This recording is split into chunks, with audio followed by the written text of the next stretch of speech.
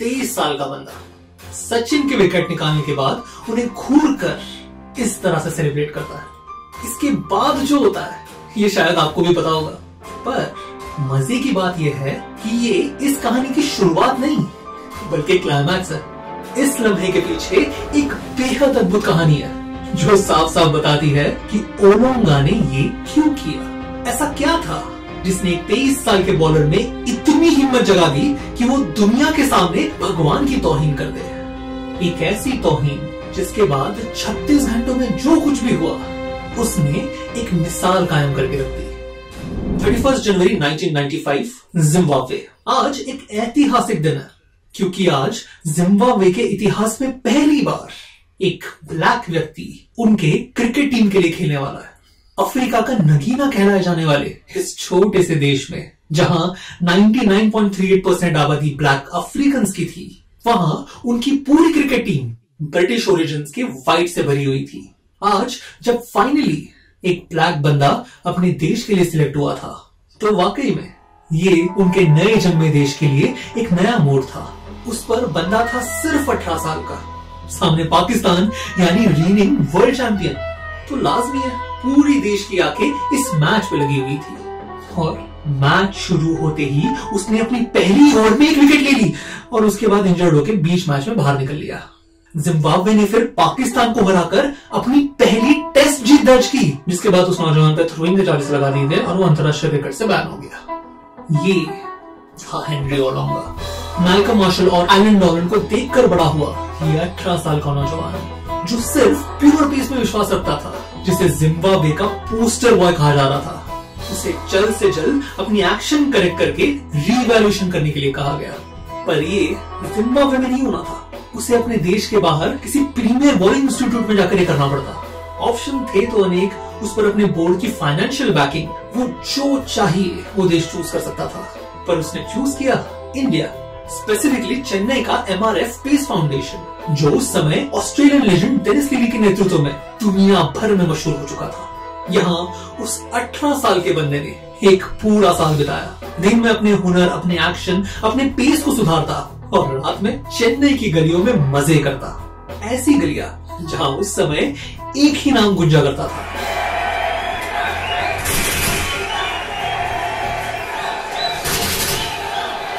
पिछले 2 सालों में सचिन ने 80.74 के औसत से 1340 रन मारे थे और ओडीआई में गए एक साल में 47.3 के औसत से 1090 रन। सिर्फ 16 साल की उम्र में डेब्यू करने वाला ये भारत का यंगेस्ट डेब्यूटेंट आज घर घर का नाम बन गया था और उसमें इस जिम्बाब्वे के यंगेस्ट डेब्यूटेंट को अपना भविष्य दिख रहा था। पर जहां वो इंडियन डेब्यूटेंट अगले कुछ सालों में सफलता के नए शिखर छूने वाला था, वहां ओलोंगा सिर्फ धंसता चला गया। एक और इंजरीज, दूसरे ओवर फॉर्म की कमी और अगर किसी दिन दोनों भी ना हो तो एक्यूरेसी। भाई साहब की हालत ये थी कि जब दिन हो तो वो दुनिया हिला दे, पर जब ना हो तब वो फुटबॉल से भी स्टंप ना गिरा पाए। ऐसे ही साल दर साल बीतते गए, एक और जिम्बाब्वे की टीम का नाम बढ़ता गया और ओलोंगा का नाम गिरता गया। और फिर ऐसे माहौल में आया सितंबर 1998, इंडिया का जिम्बाब्वे टूर या ये कहे सचिन का जिम्बाब्वे टूर, क्योंकि ये साल इंडियन टीम को तो छोड़ो, पहले सचिन को संभालो वाली स्टोरी बनकर रह गई थी। ऑस्ट्रेलिया के खिलाफ 2 सेंचुरीज, फिर एक के बाद एक 3 मल्टीनेशनल टूर्नामेंट्स के फाइनल में सेंचुरीज। कुल मिला के इस साल में उन्होंने 60 सेंचुरीज और 12,000 ओडीआई रन ऑलरेडी मार दिए थे और फिर इस सीरीज के आखिरी ओडीआई में आया 8वां। इंडिया ओडीआई सीरीज तो जीत गई थी, अब सिर्फ एक टेस्ट बाकी था, पर अब भी जिम्बाब्वे के पास सचिन का कोई जवाब नहीं था। ऐसे में जिम्बाब्वे टीम के सिलेक्टर ने फोन लगाया इंजरी से बाहर बैठे ओलोंगा को। मैसेज सिंपल था, सचिन से निपटने के लिए उनके पेस की जरूरत है और ओलोंगा इंजर्ड होने के बावजूद मान गए। ग्रोइन का मसल पुल और सोर बैक लिए जब ओलोंगा मैदान में उतरे तब किसी को उनसे कुछ खास उम्मीदें नहीं थी, खास करके तब जब पहली इनिंग में उनकी पूरी टीम 181 फॉर 8 पे कोलैप्स कर गई। पर ऐसे समय उतरे ओलोंगा। पहले 50 मिनट तक क्रीज पे खड़े रहकर उन्होंने 33 रन की पार्टनरशिप बनाई और फिर बॉलिंग करते वक्त पूरे इंडियन बैटिंग लाइनअप को चीर के रख दिया। मोंगिया, सिद्धू, अजहर गांगुली, रॉबिन सिंह, हर कोई ओलोंगा का शिकार। उन्होंने अगले इनिंग में एक विकेट भी ली, जिसके बाद उन्हें इंजरी से बाहर होना पड़ा, पर तब तक चोट लग चुकी थी।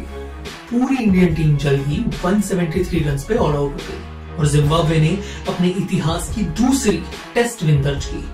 मैन ऑफ द मैच थे हेनरी ओलोंगा। 4 साल तक इग्नोर किए जाने के बाद आज फाइनली उन्होंने अपने आप को प्रूव किया था, वो भी दुनिया के बेस्ट बैट्समैन के सामने। वही बैट्समैन, वही नाम जो चेन्नई की गलियों में वो सुनते ही नहीं थकते थे। ओलोंगा के सपने अब आखिरकार सच होने वाले थे। उनका कॉन्फिडेंस अब अपने शिखर पर जा पहुंचा था। इसी कॉन्फिडेंस से वो कुछ दिनों बाद न्यूजीलैंड के खिलाफ मैच में उतरे और भले ही जिम्बाब्वे वो मैच हार गया, पर उनके पेस ने फिर एक बार उनकी टीम को जीत के करीब पहुंचाया था। अब सारी निगाहें टिकी थी जल्दी होने वाले कोको कोला कप पर, जहां जिम्बाब्वे भिड़नी थी वर्ल्ड चैंपियन श्रीलंका और पुराने प्रतिद्वंदी इंडिया से। और शॉकिंगली यहाँ जिम्बाब्वे ने श्रीलंका को हरा दिया, वो भी एक नहीं 2 बार। ग्रुप सीरीज की आखिरी मैच आते आते जिम्बाब्वे और इंडिया दोनों फाइनल्स के लिए क्वालिफाई कर गई थी। मैच का वैसे कोई इंपॉर्टेंस नहीं था सिवाय एक बात के, इंजरी से बाहर बैठे ओलोंगा आज टीम में वापसी कर रहे थे, वो भी आखिरी बार पूरी तरह से हारी हुई इंडिया के सामने। उस पर ओलोंगा ने अपनी टीम को वर्ल्ड चैंपियंस को हराते हुए देखा था उनकी गैर हाजिरी में। तो एक और पिछले मैचेस का कॉन्फिडेंस, उस पर खेलने की भूख। 209 का टारगेट बचाने के चक्कर में जब जिम्बाब्वे टीम ग्राउंड पर उतरी, तब ओलोंगा की आंखें किसी भूखे शेर की तरह थी, बस झपटने की फिराक में। और फिर मैच के दूसरे ओवर में अपनी डाली दूसरी गेंद में गांगुली आउट।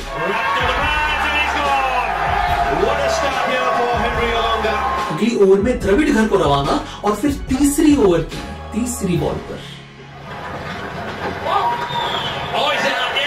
ओलोंगा खुशी मनाने ही वाला था कि अंपायर ने डिक्लेयर कर दिया नो बॉल। बड़ा शिकार हाथ में लगते लगते निकल गया था और रिस्पांस में ओलोंगा ने डाला एक शॉर्ट बॉल।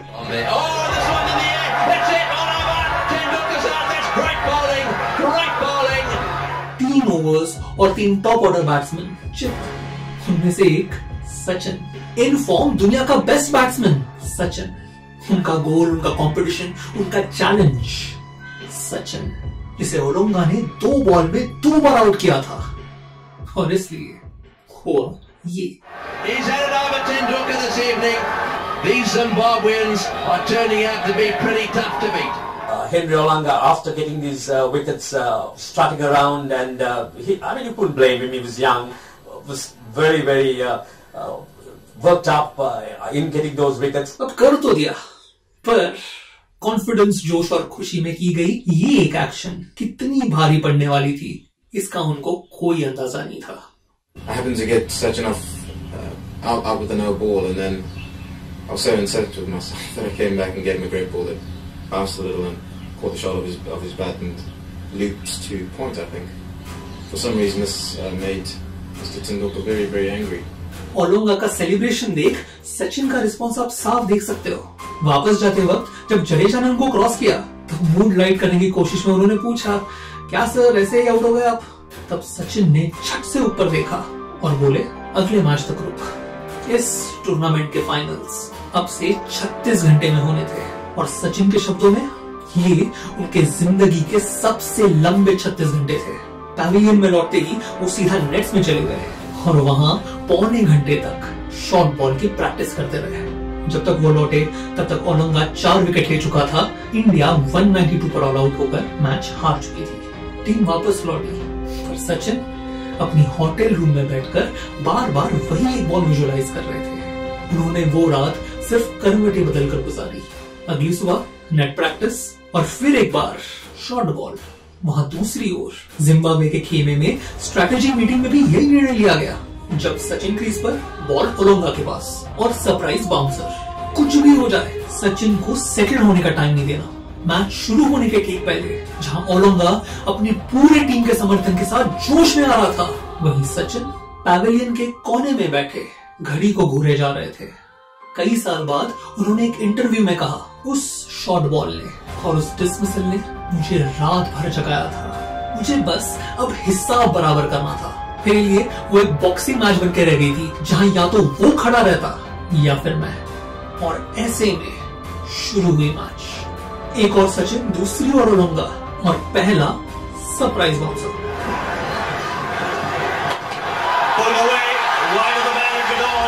वो कहता है ना, शांत इंसान को जब गुस्सा आता है।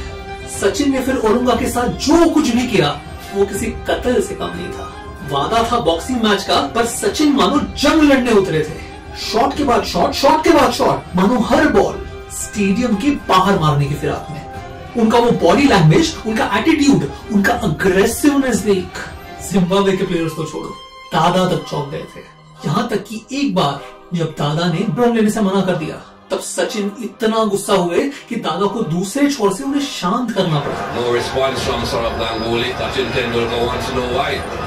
मैच खत्म होते होते दादा के 90 बॉल्स में 60 रन थे और उतने ही बॉल में सचिन के 124 रन।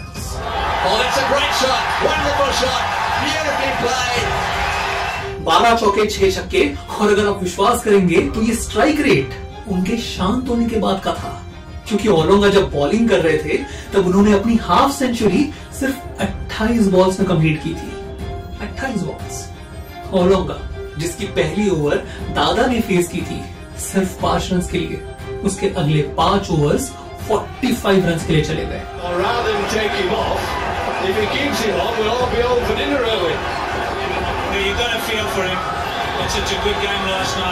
भारत एक भी विकेट गंवाए बगैर 30 ओवर्स में मैच जीत गया। That's a great shot. That's maximum. India have won a magnificent victory against the Zimbabweans. Zimbabwe के ड्रेसिंग रूम में सन्नाटा छाया हुआ था। ओलोंगा एक कोने में सिर झुकाए बैठे थे। हीथ स्ट्रीक, जो आगे जाकर इस टीम के कप्तान बने, वो उठे और ओलोंगा को बोले, जब उस जैसा बैट्समैन इस तरह बैटिंग करने को ठान ले, तब दुनिया का कोई भी बॉलर उसके अगेंस्ट कुछ नहीं कर सकता। तो निराश मत हो, सिर्फ सीख ले और आगे बढ़ जा। स्ट्रीक की ये नसीहत शायद ओलोंगा को काम आई हो, क्योंकि इस मैच के ठीक बाद हुई पाकिस्तान के अगेंस्ट टेस्ट में ओलोंगा ने फिर एक बार 5 विकेट्स लेकर वो मैच जितवा दी। आगे जाकर वो उस सीरीज के मैन ऑफ द सीरीज बने। पर इस बार एक फर्क था, कितने भी विकेट्स लेने के बावजूद किसी भी हाल में ओलोंगा ने वैसा सेलिब्रेशन नहीं किया, क्योंकि शायद और कुछ नहीं तो एक सबक जरूर सीख गए थे। कॉन्फिडेंस ना अपनी जगह पे, बेवजह सोए हुए शेर को जगाना ना उनके सेहत के लिए अच्छा है, ना उनके टीम के लिए। क्या पता इनमें से कोई उठकर कल सचिन जैसी पारी ना खेल जाए। ओलोंगा की आगे की कहानी जितनी दिलचस्प उतनी ट्रैजिक भी है। वो ऑस्ट्रेलिया में एक ओपेरा सिंगर का काम करता है। अगर आपको वो स्टोरी जाननी हो तो मुझे कमेंट्स में जरूर बताएं। तब तक आशा करता हूँ कि आपका दिन शुभ रहे। वीडियो देखने के लिए बहुत बहुत धन्यवाद।